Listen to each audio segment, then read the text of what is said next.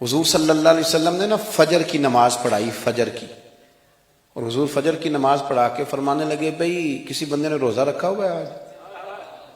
حضرت عمر کہتے ہیں رات کو میرا ارادہ تھا رکھوں، پر سویرے پھر میں نے گرا دیا، نہیں رکھا۔ حضور نے دوسری دفعہ پوچھا بھئی کسی نے روزہ رکھا ہے؟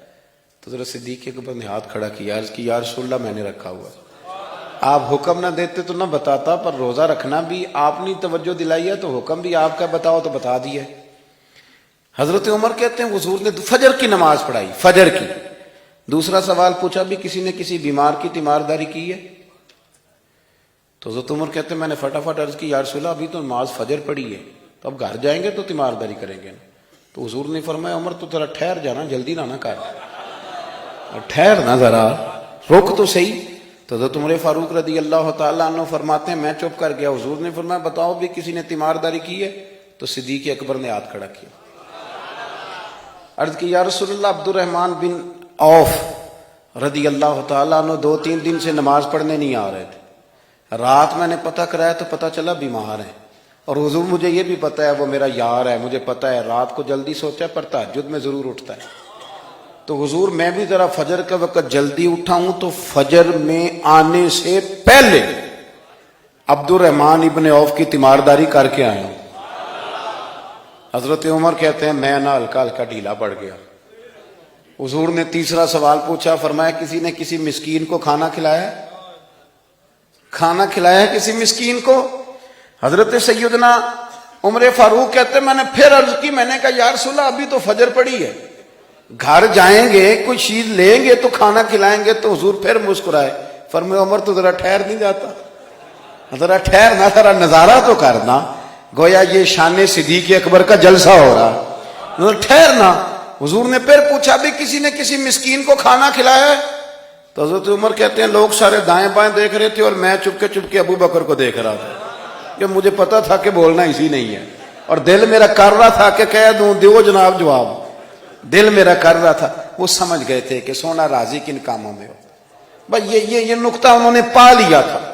حضور نے فرمایا بتاؤ کسی مسکین کو روٹی کھلائی ہے؟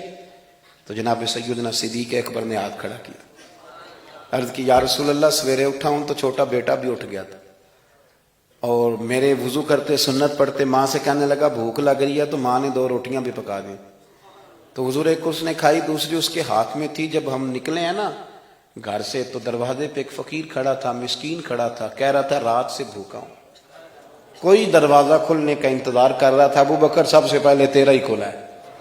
تو حضور میں نا اس مسکین کو ایک روٹی کھلا کے آیا ہوں۔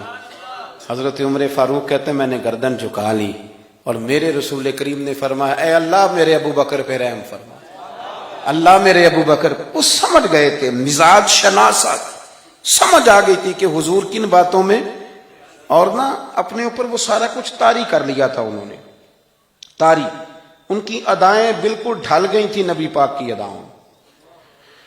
3 دن وہ غار ثور میں رہے تو ہمارے صوفیاء فرماتے ہیں کہ ان پر تجلیاں بھی پڑی محبوب کی معرفت کی۔ جب مدینے آئے نا نبی کریم کو لے کے، تو کچھ لوگوں نے حضور کی زیارت کی تھی، کچھ نے نہیں کی تھی، تو کچھ آتے تو نبی پاک کی دستبوسی کر کے بیٹھ جاتے، حضرت ابو بکر سے ہاتھ نہ ملاتے، اور کچھ صرف حضرت ابو بکر سے ہاتھ ملاتے اور حضور سے ہاتھ ہی نہ ملاتے۔ میری بات پہ توجہ ہے آپ حضرات کی؟ تو کچھ لوگوں کو نا شبہ ہونے لگا، وہ معاذ اللہ سمجھنے لگے کہ شاید یہی اللہ کے رسول ہیں۔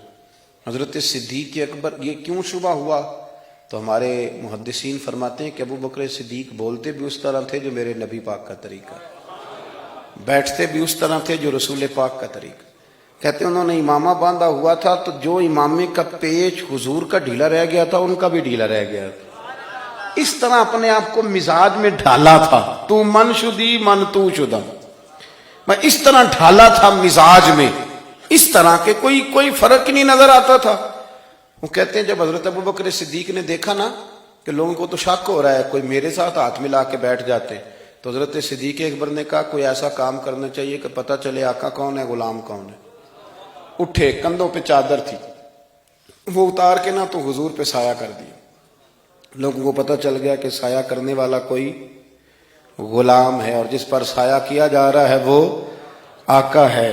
کیا خوبصورت نقطہ لکھا ہے مفسرین نے شارحین فرماتے ہیں تھوڑی دیر کے لیے، تھوڑی دیر کے لیے، تھوڑی دیر کے لیے حضرت ابوبکر صدیق نے حضور کے سر انور پر اپنی چادر کا سایہ کیا تھا۔